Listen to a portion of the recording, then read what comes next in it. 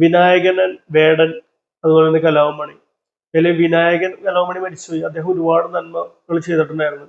അദ്ദേഹത്തെ പോലെ സിനിമകൾ വരാൻ വേണ്ടി ഒരുപാട് അദ്ദേഹത്തെ കണ്ടിട്ട് ഒരുപാട് പേര് ആഗ്രഹിച്ചിരുന്നു. പക്ഷേ ഈ വിനായകനായാലും വേടനെ ആയാലും ഈ പറയുന്ന പോലെ അവര് അവരുടെ അനിയന്മാർക്ക് അല്ലെങ്കിൽ അവരെ പിന്തുടർന്നവർക്ക് എന്താണ് കൊടുക്കുന്നത്? എനിക്ക് ഇപ്പോഴും മനസ്സിലാവാത്ത കാര്യമാണ്. അവർ സമൂഹത്തില് ശരിക്കും പറഞ്ഞാൽ വളരെയധികം വിഷമിപ്പിച്ചുകൊണ്ടിരിക്കുകയാണ് അവരെ ഫോളോ ചെയ്യുന്ന ആളുകളെ, അവരുടെ പ്രവൃത്തികൾ.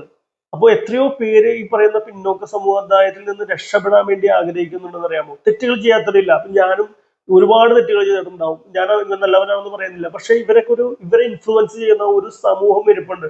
ഇവരുടെ പ്രവൃത്തികൾ ശരിക്കും പറഞ്ഞു കഴിഞ്ഞാൽ വളരെയധികം ഇവർ ശരിക്കും പറഞ്ഞാൽ ഇത്ര ആയിട്ട് അവരുടെ ഒരു സമുദായത്തിന് വേണ്ടിയിട്ട് അല്ലെങ്കിൽ അവരുടെ പിന്നോക്കം എന്ന് പറഞ്ഞ് അവർ വിഷമിച്ച് മറ്റുള്ളവർ മുമ്പിൽ പറഞ്ഞത് ഇവരെ പറച്ചിലും പ്രവൃത്തിയും രണ്ടാണ്. അവരെ വിഷമിപ്പിച്ചുകൊണ്ടിരിക്കുകയാണ്. എന്തായാലും ഇനിയെങ്കിലും ആരെങ്കിലും വരുന്നു എന്ന് പറയുമ്പോൾ അവരെ നശിപ്പിക്കാൻ ഇതുവരെ ആർക്കും ആരെയും നശിപ്പിക്കാൻ പറ്റില്ല. കാരണം സോഷ്യൽ മീഡിയയുടെ ഓൺലൈൻ മീഡിയയുടെ കാലഘട്ടമാണ്.